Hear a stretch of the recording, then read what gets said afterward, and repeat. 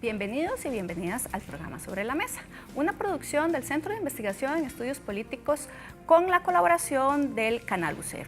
Hoy quisimos abordar un tema que se ha estado tratando en los últimos meses, pero particularmente de una manera también diferente, el tema de cómo hacer justicia. A veces pensamos que hacer justicia solo implica cárcel o solo implica pasar por un proceso judicial, pero también hay formas distintas y estamos generando también diferentes proyectos y estamos fortaleciendo diferentes procesos para que la justicia sea pronta, sea cumplida, pero que no necesariamente pase solo por lo judicial. Así que entonces hoy vamos a ver diferentes formas de generar justicia, particularmente vamos a estar hablando del proyecto que se aprobó de justicia restaurativa. Por eso hoy contamos con la presencia de don Álvaro Burgos Mata, él es catedrático de la Facultad y investigador del Instituto de Investigaciones Jurídicas de nuestra Casa de Estudios y además juez penal de juicio de adultos y juez de apelación de sentencia penal juvenil. Muchas gracias. Gracias a usted por la invitación cordial. Creo que este es un tema de mucha importancia, donde desde la academia y desde la judicatura también tenemos mucho que decir. Exactamente. También entonces contamos con la presencia de doña Doris Arias Madrigal, magistrada, presidenta de la Sala de Casación Penal. Muchas gracias y saludar a las personas que nos están observando. Decir que, bueno, la justicia del siglo XXI tiene que tener un rostro diferente. No podemos seguir anclados en la justicia tradicional, tenemos que tener nuevas visiones frente a los nuevos contextos y esto nos obliga a trabajar en forma diferente cuando se trata de delitos graves y cuando se trata de delitos sencillos. Claro, y también por eso entonces hoy contamos con la presencia de don Germán Gómez, director general de la Fundación Génesis, que está colaborando en diferentes procesos. Gracias por la invitación. Esperamos aportar nuestra experiencia que hemos tenido con esos procesos de justicia restaurativa. Tal vez para iniciar, hay algo que tal vez las personas no entienden muy bien. Tal vez ahí don Álvaro nos pueda explicar, ¿verdad? Porque es necesario hacer un cambio e instaurar salidas alternas al proceso penal, sea conciliación, sea suspensión y penas alternativas en el sistema penal costarricense. Pero ¿esto por qué es importante? Bueno, es muy importante. Tradicionalmente, ¿verdad? Y aquí tenemos que hablar un poco de estadios pasados de la evolución del derecho penal y procesal penal penitenciario, hemos llegado al punto en que ya la cárcel no puede ser la única solución para absolutamente todas las situaciones en que se incurra en una posibilidad de aplicación de pena. En los libros, tradicionalmente, los estudiantes y los profesionales en derecho estudian que la pena privativa de libertad o la sanción privativa de libertad e incluso la privación de libertad como tal a nivel ya no sancionatorio, sino también como una medida cautelar, debe ser la última ratio, es decir, la última de las alternativas. Pero en los últimos tiempos resulta que un poco se invierte el paradigma y casi que a raíz de la influencia de los medios de comunicación colectiva, de algunos grupos de poder, de cierto tipo de circunstancias, paradójicamente, el juez entonces opta en muchos de los casos por la imposición de la restricción de la libertad como la primera de estas alternativas. Sí. Bueno, cuando debería ser lo contrario. Se debería de fundamentar el por qué no se puede entonces aplicar una pena de privativa de libertad. Por supuesto que hay casos en los que será la única alternativa viable y la razonabilidad impone en estos casos el principio de proporcionalidad, sí, que decimos los penalistas tiene que ser proporcional, tiene que ser también necesario y tiene que ser idóneo, entonces tiene que aplicarse de una forma adecuada, pero como excepción, no como la regla, e independientemente de cuál sea la situación particular, el juez tiene la obligación de fundamentar el por qué entonces se necesita restringir de la libertad a un ser humano, más allá de que existan presiones, porque siempre las va a tener, ¿verdad? Si es una persona de carne y hueso, siempre las va a tener, pero tiene que hacerlo justificado en razón de la Constitución política y la ley. De hecho, hace unos meses fui a una conferencia que dio este jurista argentino Zaffaroni y me llamó mucho la atención una frase porque él decía que si se aplicara la pena privativa de libertad siempre y en todos los casos, si no se buscaran otras alternativas, no quedaría quien le pusiera el candado, porque todos terminaríamos, ¿verdad?, adentro, y que eso es algo que la gente, digamos, no lo entiende, ¿verdad? Y tal vez en ese sentido, más bien, doña Doris, usted nos podría explicar qué experiencias, digamos, se están aplicando en el país. Yo sé que, bueno, venimos a hablar mucho de justicia restaurativa, pero justicia restaurativa es una, hay otras, y tal vez explicar como cuál es el marco de otras alternativas y qué es justicia restaurativa. Bueno, nuestro ordenamiento jurídico ha aprobado y el legislador aprobó recientemente una reforma legal para generar otra pena alternativa como es el trabajo en beneficio en la comunidad. Y cuando crea esta pena, incluso no va a los delitos más bajos, sino que incluso considera que se puede aplicar esto para delitos medianos con penas hasta de 5 años. Es decir, que hay ya dentro de la visión de la política criminal que hace el legislador una idea de que se pudiera venir a cambiar, tal y como lo señalaba don Álvaro, la forma de resolver los conflictos. Bueno, también nuestro legislador en el Código Procesal Penal ya había establecido algunos mecanismos alternativos como la suspensión del proceso a prueba, la conciliación, la reparación del daño. ¿Cuáles han sido las características de estas respuestas alternativas? Poco utilizadas en el sistema de administración de justicia. El Estado de la Justicia reveló que estas alternativas no llegan a la utilización más que en un 3% de la totalidad de los delitos que se juzgan anualmente en el país. Bueno, y esto tiene una implicación y es que nuestras cárceles se encuentran abarrotadas, tenemos un hacinamiento carcelario de más del 25%, sí, con lo cual ya rayamos en lo que se llama por parte de los organismos internacionales como tortura, sí, y es una tortura institucional. Pero bueno, hablando también de cuáles han sido las posibilidades, nosotros quisimos establecer un proyecto en el 2011, ya tiene más de 6 años y este proyecto comienza como un proyecto piloto para ver cómo podíamos cambiar o modernizar los sistemas de administración de justicia y a través de esto introdujimos el proceso de justicia restaurativa. Y efectivamente, ¿cuál es la diferencia, digamos, más clara en lo que es la justicia ordinaria penal, penal juvenil y justicia restaurativa? Bueno, esa sería la pregunta más importante porque es un cambio de paradigma. El cambio, claro, de paradigma lo que hace es, bueno, es un punto de inflexión de la justicia tradicional que ha sido tradicionalmente adversarial y punitiva. Y esta cambia para darle un papel totalmente distinto a todos los actores que de una u otra forma están dentro del proceso penal. Nos referimos a la víctima, nos referimos al imputado, pero también nos referimos a la comunidad. Por eso hablamos de un punto de inflexión. ¿Por qué? Porque el delito no se comete solo, el delito se comete dentro de una comunidad y el delito, claro, daña no solamente a la víctima, daña a la comunidad también. La gente tiene sensación de inseguridad, la gente quiere que se resuelva distinto. Entonces, el cambio que hacemos es, los verdaderos protagonistas del conflicto tienen la posibilidad de hacer algunos aportes para la solución de este conflicto.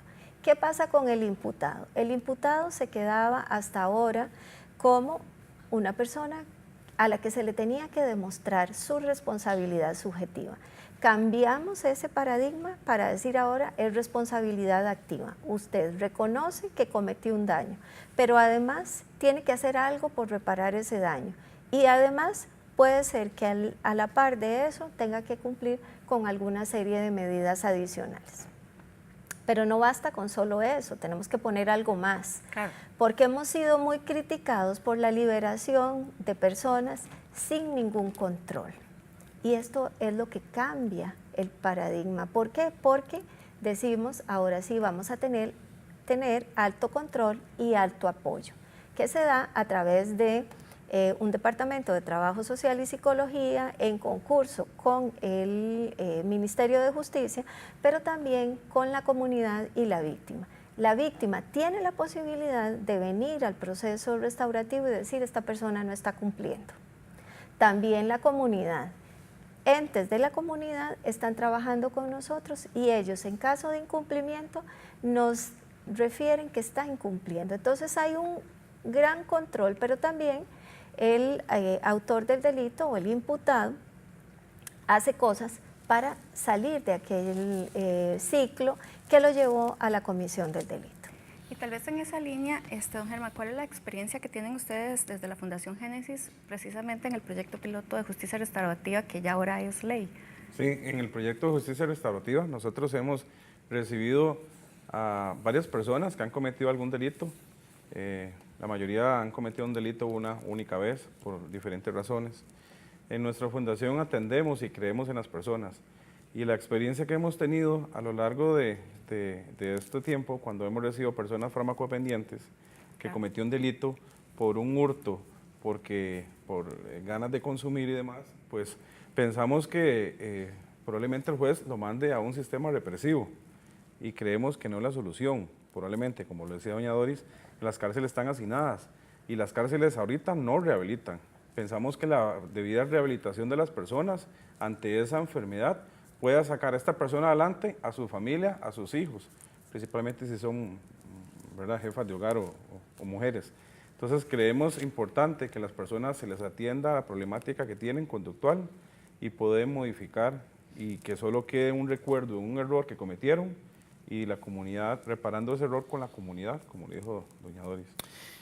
Hay una cosa que yo creo que es fundamental. Cuando usted habla de la diferencia fundamental y el cambio de paradigma entre la justicia restaurativa y otro tipo de justicia más tradicional, tenemos que tomar en cuenta algo que creo que es de las cosas más importantes. Y es que la justicia penal no puede equipararse a una fábrica de condenatorias o de absolutorias. Estamos lejos y nunca podemos ver el sistema como una fábrica de pantalones o de galletas. Es decir, el proceso penal en sí no es más eficiente, pese a lo que algunos populistas todos los días nos tratan de hacer creer, en la medida en que se sentencia más gente. Por eso no es tan fácil ver las estadísticas y decir, cuánta gente se acusó y a cuánto se sentenció.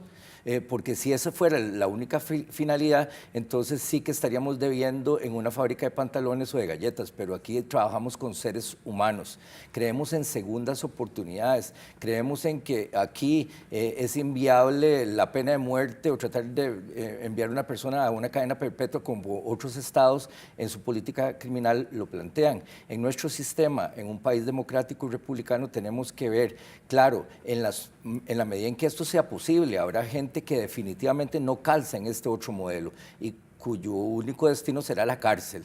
Pero en muchos de estos casos se puede dar oportunidades para que gente esté entre nosotros haciendo cosas de bien, ¿verdad? Nadie está pensando y nadie sería en su sano juicio capaz de tratar de pensar en mandar un pedófilo a un kindergarten, ¿verdad? Si no se trata de utilizar las capacidades de cada cual en la medida en que éstas puedan ser útiles para el sistema penal, para la sociedad y para sí mismo.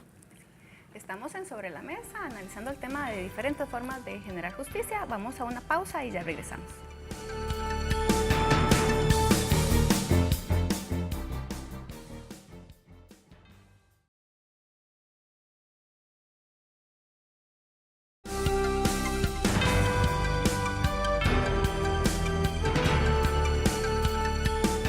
Continuamos en Sobre la Mesa, analizando el tema de justicia restaurativa.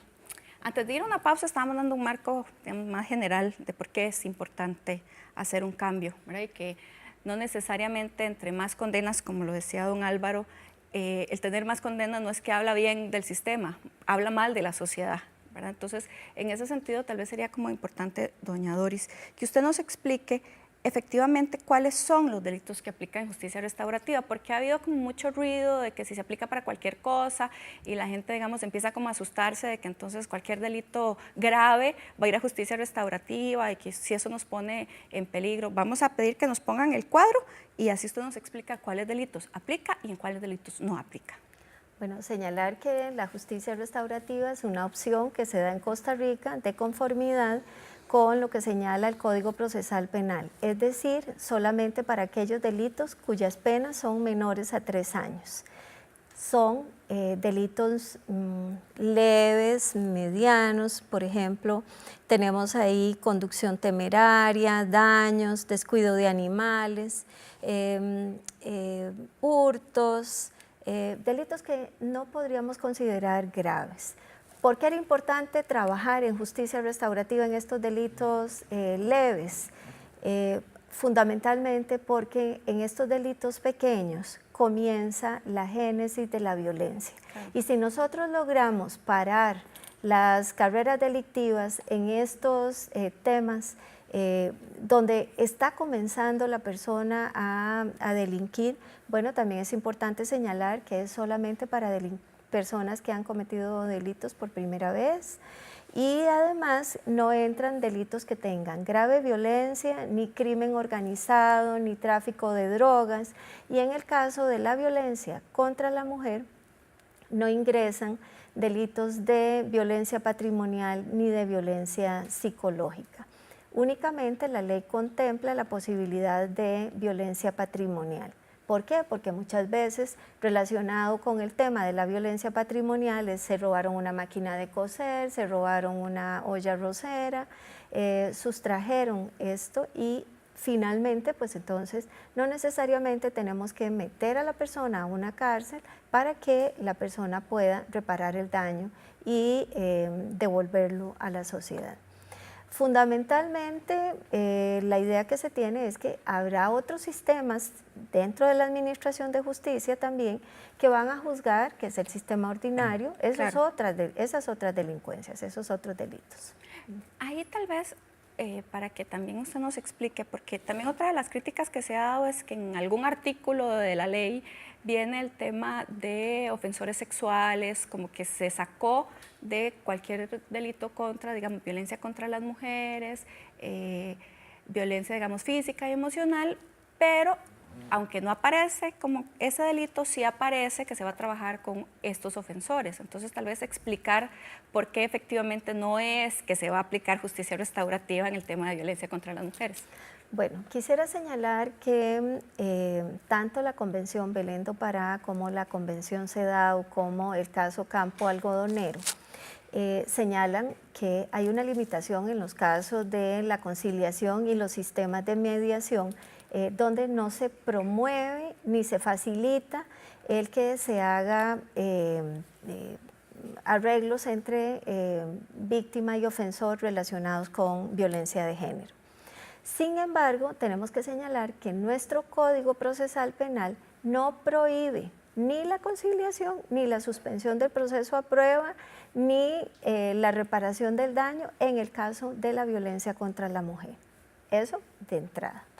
Luego también que tendríamos que decir que es necesario que se trabaje en el tema de violencia contra la mujer, en el tema de masculinidad, porque tenemos en el Poder Judicial una puerta giratoria donde anualmente entran 18.000 causas contra la Ley de Penalización de Violencia contra la Mujer y no tenemos resultados óptimos, no tenemos resultados que nos permitan decir con claridad que efectivamente estas mujeres están siendo atendidas por el sistema de administración de justicia.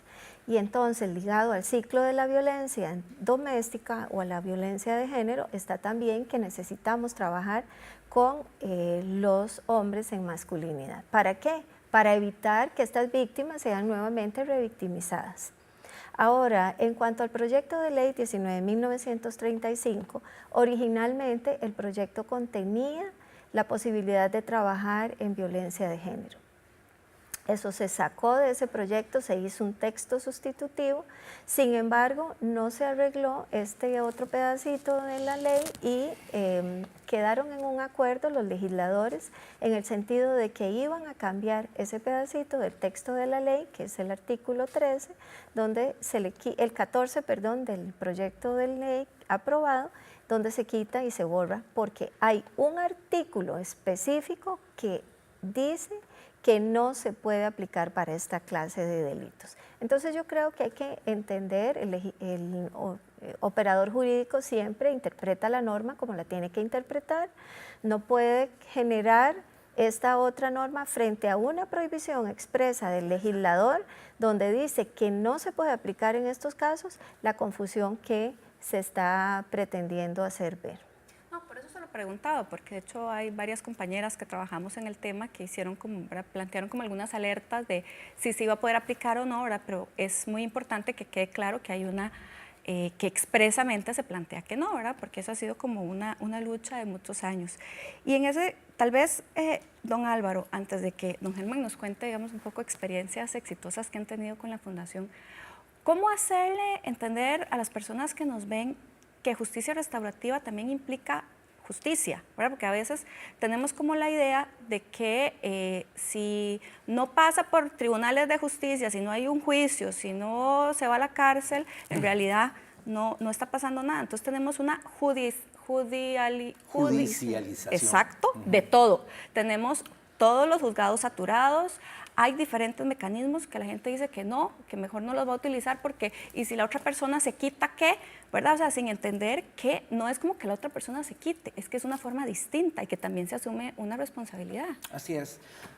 Mire, yo cada día estoy más convencido, lo digo todos los días en el aula con los alumnos, tanto de pregrado, de posgrado, lo digo en la corte, cuando tenemos allí a las partes enfrente, lo he escrito y siempre lo repito. Es decir, la mejor justicia penal no es la que necesariamente implica una condena y un proceso. Nosotros tenemos que ver esto como un medio en razón de llegar a la paz social. A veces esa paz social se consigue únicamente a través de una sentencia condenatoria mandando a una persona a la cárcel. Eso no hay ninguna duda. Pero en otras oportunidades el operador de la Administración de Justicia tiene toda la posibilidad y la obligación de darle los espacios suficientes a las partes para que entre ellos se pongan de acuerdo y se haga una verdadera búsqueda de la paz social.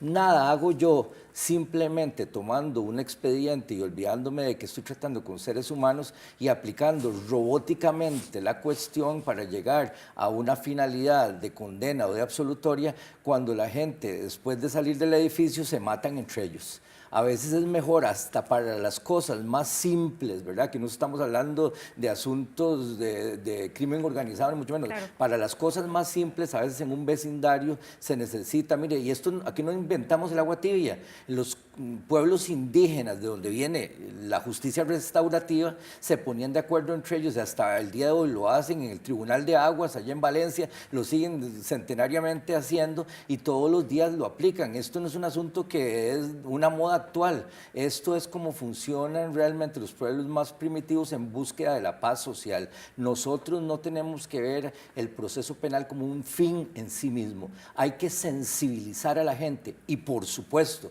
sensibilizar a los operadores del sistema, la administración de justicia, defensores, fiscales y también jueces para que entonces utilicen en el marco de la legalidad, en los casos en que se permite, pero por supuesto que están obligados a velar porque la gente no se vaya para la casa sin haber tenido la oportunidad de ponerse de acuerdo entre ellos y buscar la paz social. Claro, yo quería decir algo. Es que Álvaro y yo no solo compartimos el ser jueces, sino también el trabajar en la universidad.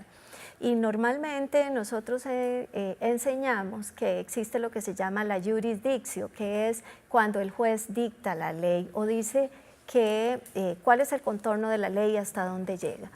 Bueno, siendo jueces, nos ha correspondido dictar sentencias y finalmente cuando terminamos de dictar las sentencias y ordenamos las cosas, decimos usted va tantos años a la cárcel, le damos una indemnización, etcétera. Pero cuando le preguntamos a las víctimas cómo se sienten, las víctimas dicen, bueno, pero es que yo quiero que me devuelva esto, quiero que además me resarza en esta otra, y por qué esa persona hizo esto, yo quiero saber qué fue lo que pasó, por qué me escogió a mí como víctima. Bueno, yo de este proceso salgo como siendo solo una testigo, quiero algo más.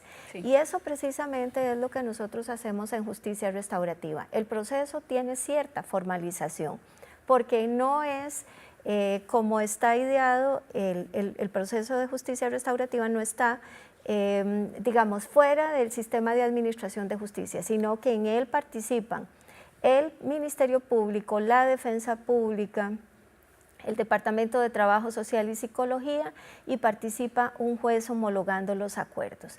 ¿Qué pasa? El Ministerio Público es el que dice cuáles son los casos que van a justicia restaurativa, le da seguimiento al caso en justicia restaurativa y finalmente, si la parte no cumple, puede hacer también que se devuelva al proceso ordinario, porque el proceso ordinario está así, como un gran hermano, como un ojo avisor, que si la persona incumple, entonces va al sistema de justicia ordinario. Pero ¿cuál es el gran cambio? El gran cambio es ¿qué hace la víctima? El artículo 7 del Código Procesal Penal habla de la armonía social y habla de la necesidad de reparación del daño. Pero ahora nosotros también hablamos de la restauración de la víctima, porque la víctima ha sido hasta ahora un testigo, no ha sido un partícipe activo, de tal forma que le preguntemos. Tal vez, perdón, doña Doris, quedémonos con esa idea para ir a una pausa y regresamos precisamente para que esto se pueda referir al proceso de la víctima y don Germán nos cuente experiencias exitosas. Vamos a hacer una pausa y ya regresamos.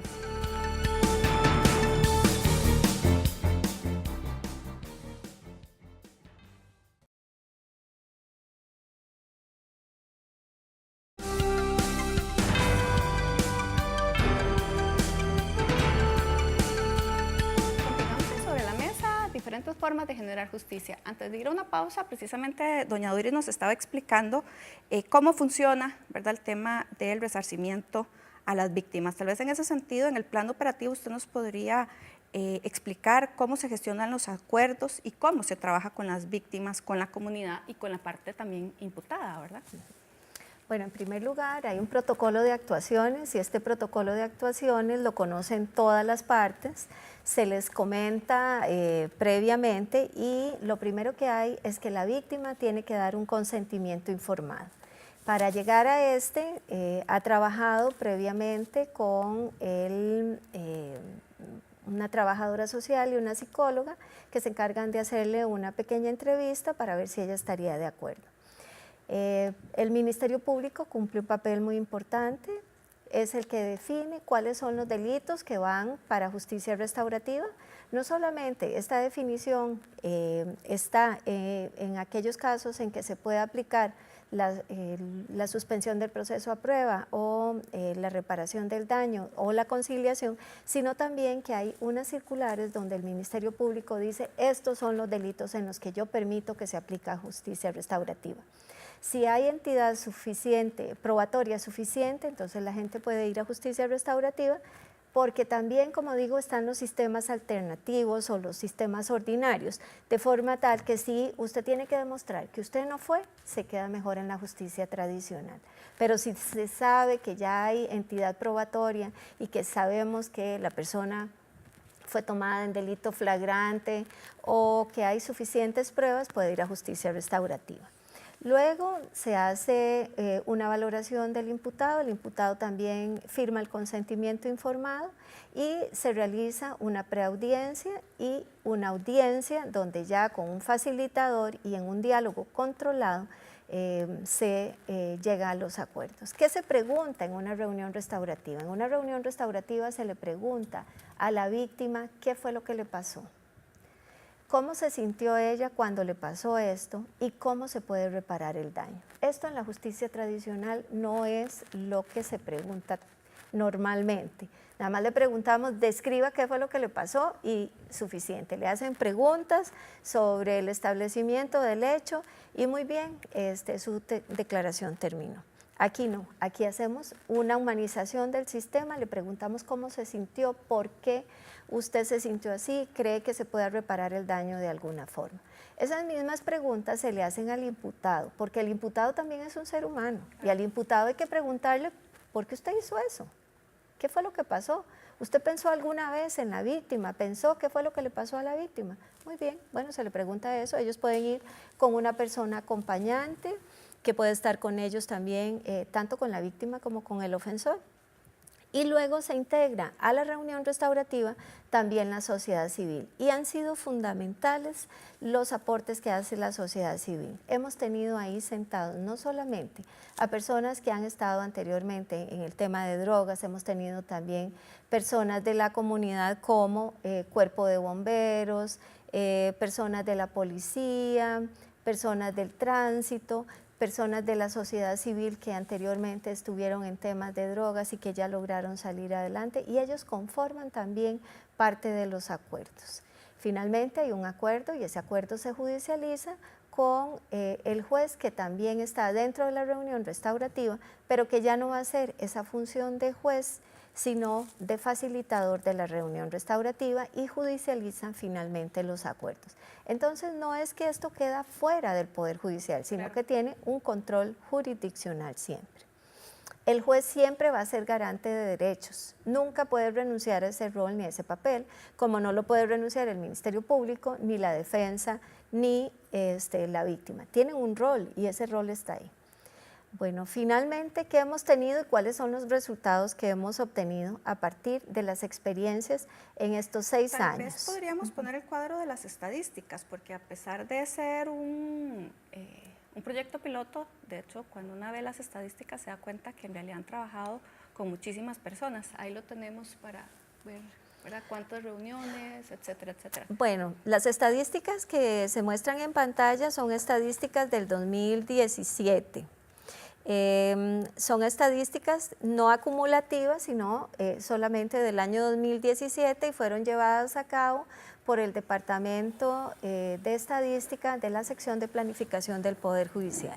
En el 2017 tuvimos 1.050 reuniones restaurativas en el país, tenemos 5 equipos de adultos y esos 5 equipos nos dieron esas 1.050 reuniones restaurativas. Se lograron acuerdos en 1.008 de estas reuniones restaurativas y tan solo en 42 casos no se lograron acuerdos. Es decir, que sí, las víctimas tienen la posibilidad de alcanzar estos acuerdos.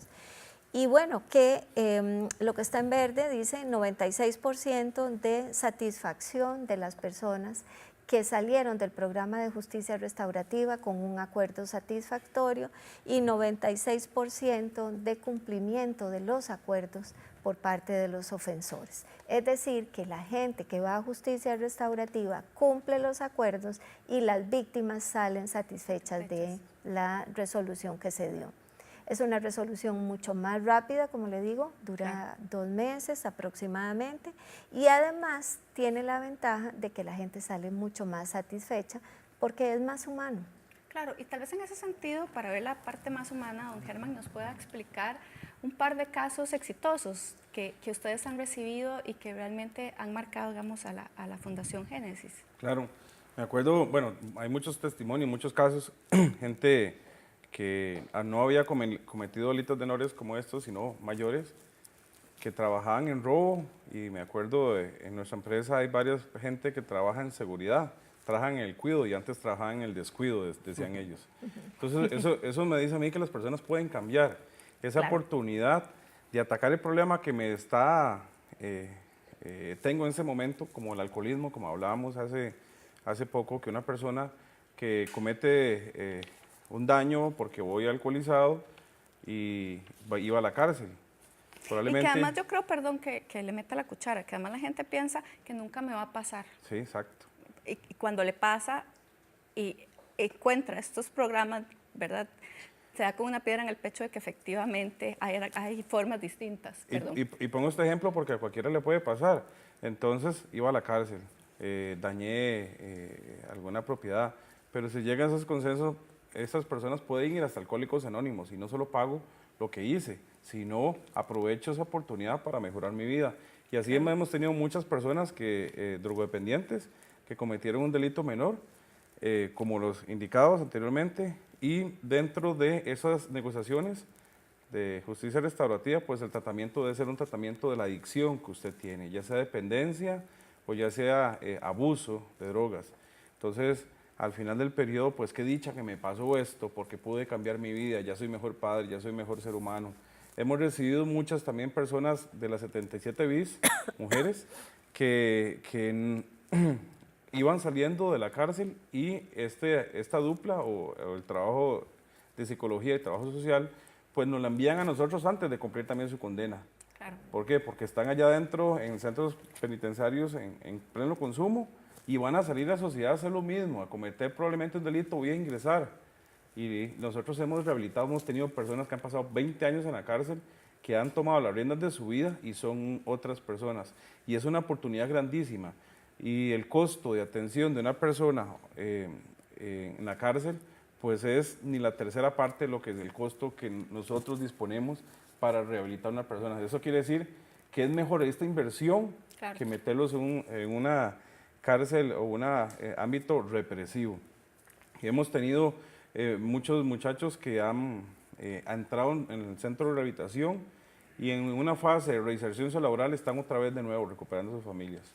Así tenemos muchísimos testimonios, por eso creemos que en esta forma de pagar las consecuencias que he hecho, de una forma consensuada, de una forma humana también. Y es difícil, digamos, cuando uno habla de personas, hablar de estadísticas, pero también para que la gente lo tenga claro. De las personas con las que ustedes trabajan, el porcentaje, digamos, de éxito, más o menos de cuánto es, o cuánta gente, digamos, vuelve a reincidir, ¿es pequeño, es grande, mediano? Bueno, con el tema del delito, a lo que yo tenga conocimiento, no han vuelto a reincidir en un delito como tal. El tema de la farmacodependencia podría recaer, pero ya han vivido algún proceso, se le han dado herramientas necesarias para modificar ese tipo de conducta. Y todas las personas que han entrado a esto han sido porque han estado de acuerdo en dar ese paso, porque es una conciliación, son varias personas que se ponen de acuerdo con el juzgado y decido mejor irme a este lugar porque veo que necesito ayuda. También hemos recibido chicos menores de edad que tienen que hacer 100 horas de trabajo comunitario. Sí. Y nosotros como ONG pues son recibidos y aparte del trabajo comunitario que tienen que hacer, vemos modelos de lo que le puede pasar a este chico si sigue con ese comportamiento. Claro. Y ha sido muy rico ver esos chicos donde experimentan del error cómo voy modificando y todos nosotros hemos logrado éxito aparte a base de equivocaciones, ¿verdad? Claro, también se convierte en un mecanismo de prevención. A mí me llamaba mucho la atención en algún momento que colaboré con la Defensa Pública, el que en ese momento era el subdirector, don Alejandro, planteaba que había que darle una forma distinta de ver el conflicto penal y verlo como una oportunidad. Que ha habido personas, si usted habla ahora de personas menores de edad, que no habían, digamos, que no han sido detectadas por el sistema y son detectadas cuando cometen una infracción, ¿verdad? Y que en lugar de ver esto como algo negativo para ir directamente a los centros penitenciarios, más bien ver cuáles son las otras cosas que como sociedad les tenemos que brindar para que tengan una mejor calidad de vida. Estamos acá en Sobre la Mesa, vamos a hacer una pausa y ya regresamos acá.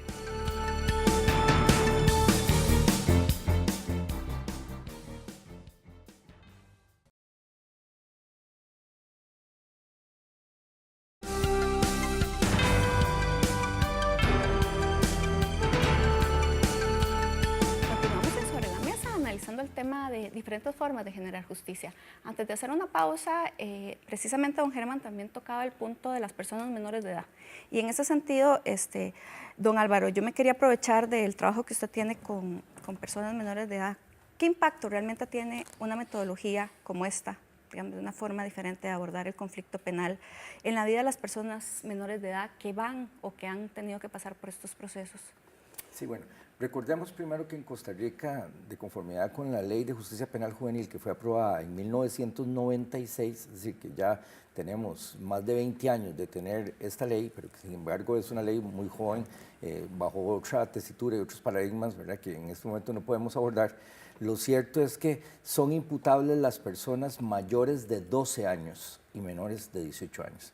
Entonces, es fundamental que organizaciones tan loables como esta, Génesis, que hasta el nombre es muy bonito, que implica el inicio, ¿verdad?, porque no se termina nada, el comienzo, el principio, ¿verdad?, como el primer libro del Pentateuco, evidentemente hayan una participación de la sociedad civil y de las ONGs que visibilicen en lo pragmático, que materialicen en la vida real las alternativas que en la letra no se pueden quedar muertas. Es decir, uno puede hacer muchas leyes, uno puede escribir muchos libros, pero si no tiene una sociedad sensibilizada y personas que, como en el caso de este proyecto Génesis, le dan la oportunidad a la gente que haga en lo concreto alternativas, para sí mismos, para la sociedad y para ser una sociedad de bien en el futuro, entonces esto se va a quedar simplemente en una especie de carta al niño Dios, ¿verdad? Entonces, evidentemente es muy importante, porque si hay una etapa fundamental del ser humano en que tenemos que invertir,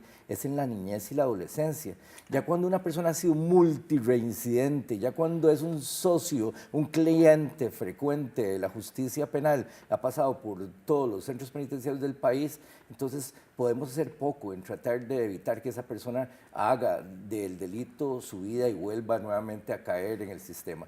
Es en esa fase cuando tenemos que hacer. Pero una cosa muy importante que tenemos que decir, ¿verdad?, y es que la prevención debe ser el norte, y la prevención es cara, ¿verdad?, pero si nosotros no invertimos en darle mejor educación, mejores condiciones socioeconómicas a un muchacho, de darle alternativas, ¿verdad?, como no existen ahora en los parques. Usted ve que incluso para ir a jugar fútbol tienen que pagar en una cancha de fútbol 5, porque no pueden darse el lujo de jugar en la calle y ser atropellados, que no tienen una plaza pública donde puedan hacerlo, etcétera, ¿verdad? Si no tienen estrategias de prevención materializadas en sus comunidades, entonces van a haber otro tipo de grupos pares negativos en los cuales sí les van a ofrecer los tenis que quieren, el jeans que quieren de marca, claro, a través de cualquier cosa, incluso muy fácil, siendo parte solo del una sistema. vez y ya después se consigue. Así es, Como el fin justifica los medios, es lo que le estamos diciendo subliminalmente a las personas. Entonces, si no detenemos eso a través de la prevención, invirtiendo en prevención, invirtiendo en ese tipo de cosas, para no tener que después invertir en más cárceles, ¿verdad?, y en pagar entonces la estadía de alguien que no está haciendo nada más que vegetar en una cárcel, entonces estamos cerrando. Hay que invertir en prevención. Claro, y plantear qué es eso, es una inversión, no es un gasto, que es algo muy importante. Tal vez, doña Doris, sería importante, como para ir concluyendo con el programa, que usted nos comente ahora con la aprobación del proyecto de ley que viene, ¿verdad? O sea, porque bueno, ya usted nos explicó que había sido un proyecto piloto, ¿verdad? Pero bueno, ahora ya va a implementarse, esperaríamos, ¿verdad?, a plenitud, y qué es lo que eso, digamos, significa para el Poder Judicial. Y también una de las críticas ha sido cómo se va a financiar. Tal vez usted eso también nos lo podría aclarar. Bueno, fundamentalmente lo que viene es la consolidación del proyecto o del programa. Se va a poder aplicar en todo el país, pero su aplicación no va a ser una aplicación inmediata, tiene una vacatio legis, es decir, tienen que pasar 6 meses para que esto se pueda aplicar, pero además el transitorio primero de la ley dice que se van a ver los resultados y debe hacerse un análisis de resultados para ver cómo es que vamos a ir creciendo. Entonces, lleva primero estudios de planificación para que podamos ir creciendo. Estamos en este momento en recorte del gasto público. Sí. El proyecto de justicia restaurativa presentó una viabilidad en el sentido de que se nos proyectara cuánto significaría el ahorro de aplicarse justicia restaurativa. Y la proyección es de 4.000 millones de colones, es decir, casi $1 millón anuales si la gente utiliza justicia restaurativa en lugar de utilizar el sistema tradicional. ¿Qué nos pasó en 2 juzgados penales juveniles? En el de Cartago y en el de Guapiles. Planteamos los programas de justicia restaurativa.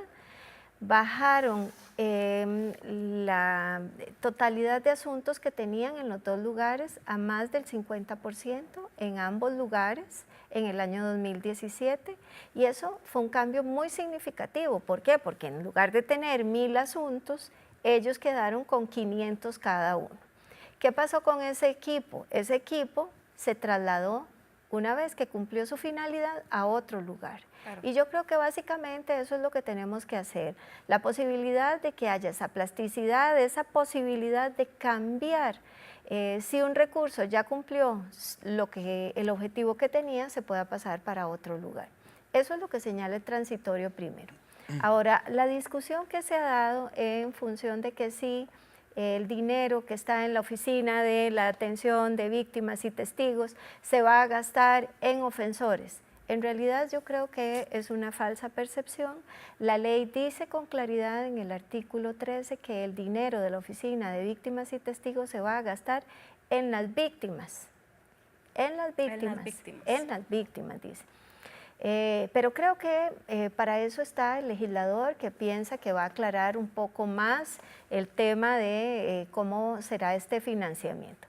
Lo que pasa es que es simple matemática. Si nosotros estamos ahorrando una gran cantidad de dinero, podemos redireccionar ese otro dinero para atender otros programas que el programa de justicia restaurativa tiene que cumplir y que puede llevar finalmente a término.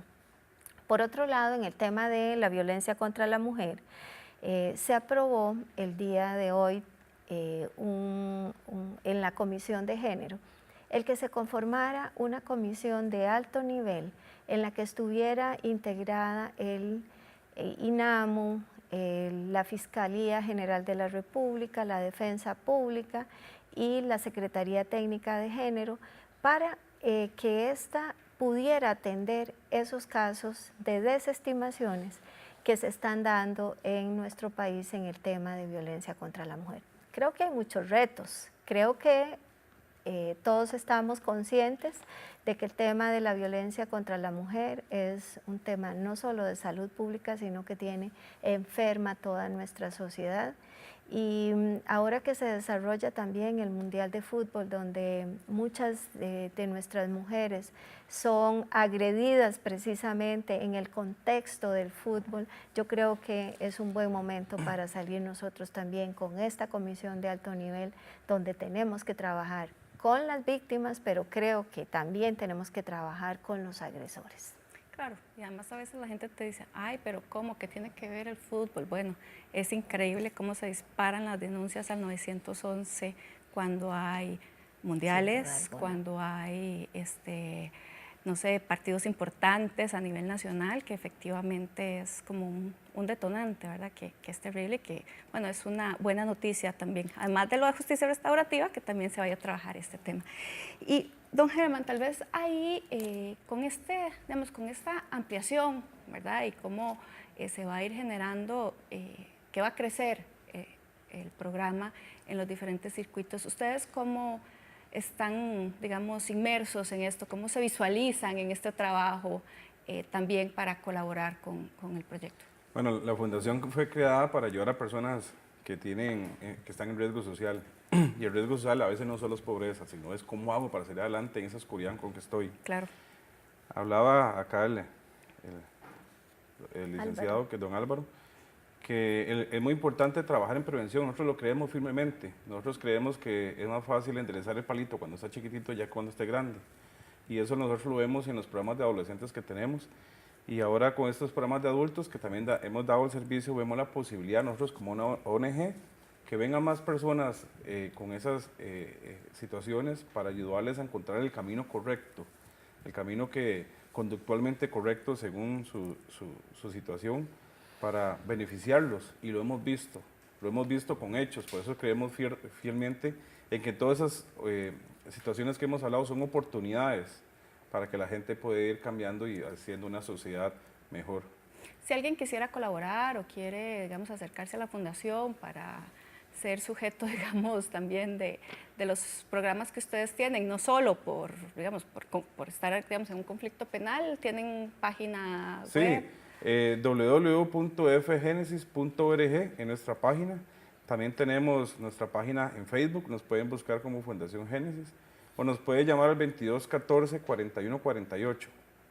Estamos anuentes a ayudar a cualquier población o recomendar a alguna ONG cómo puede aprender a trabajar con esta población que tenemos. Tenemos nosotros 12 programas en realidad y están unas puertas abiertas porque está estabilizada o está gestionada o está creada esta fundación para ayudar a cualquier persona. Doña Doris, si por alguna razón alguna persona que nos está viendo comete un delito de los que sí pueden ser, digamos, en los que sí se les puede aplicar justicia restaurativa, ¿eso se les ofrece en el momento en el Poder Judicial o es algo que yo solicito? ¿Cómo puedo, digamos, yo también acceder a esto? Se puede acceder por cualquiera de las dos vías. El Ministerio Público lo ofrece dentro de en los casos en que se puede. Claro. La Defensa Pública también deriva casos a justicia restaurativa. Casas de Justicia del Ministerio de Justicia también recibe causas de justicia restaurativa. Cualquiera lo puede plantear. Creo que es importante decir algo en el tema de que muchas veces las personas creen que esto no nos va a pasar, ¿verdad?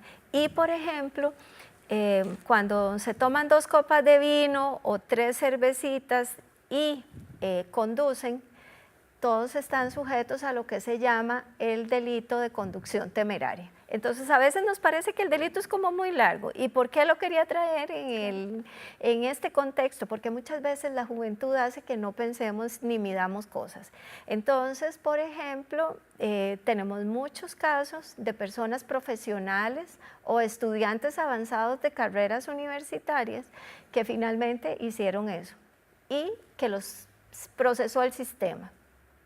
Han sido muy interesantes las experiencias de estos jóvenes porque finalmente pueden obtener los grados profesionales y finalmente pueden ejercer sus diversas profesiones sin necesidad de tener que pasar por una cárcel. Y recientemente un muchacho nos contaba que él, un profesional de informática excelente, diciendo que a mí esto nunca me iba a pasar, un buen día con 3 copas de vino, condujo su vehículo y un policía de tránsito lo paró. Finalmente, él termina durmiendo esa noche en la cárcel de Heredia, le robaron sus tenis, sus zapatos, finalmente él accede al programa de justicia restaurativa. Con lo que debe significar además dormir una noche, aunque sea una, en la cárcel. Sí, bueno, la cuestión fue que el muchacho logra salir adelante. No solamente recibe una terapia, sino que además a él le toca ir a hacer un trabajo comunitario en Heredia, precisamente cuidando un refugio de animales. Además, quedó sensibilizado por el tema de los animales. Entonces, y cómo estos animales también forman parte de nuestros ecosistemas, ¿verdad? Entonces, cómo esto, digamos, tiene esa visión integral y holística de solucionar el conflicto, no solamente diciéndole, usted no puede conducir y tomar porque no hay esa posibilidad, sino que también usted conoció otras partes de la sociedad que no conocía, que había animales, que había refugios donde están estos animales, que usted puede trabajar y que además no necesita tener siempre alcohol para ser feliz. Bueno, no, más bien muchísimas gracias, doña Doris, don Álvaro y don Germán por estar acá en Sobre la Mesa. Es muy importante que también las personas conozcan que no todo tiene que pasar por tribunales de justicia, que hay otros mecanismos para poder llegar a acuerdos, que los conflictos son inherentes a nuestras sociedades, pero que los conflictos se tienen que ver también como oportunidades. Así que muchísimas gracias por estar acá y a ustedes muchísimas gracias por estar acá en Sobre la Mesa. Les esperamos la próxima semana.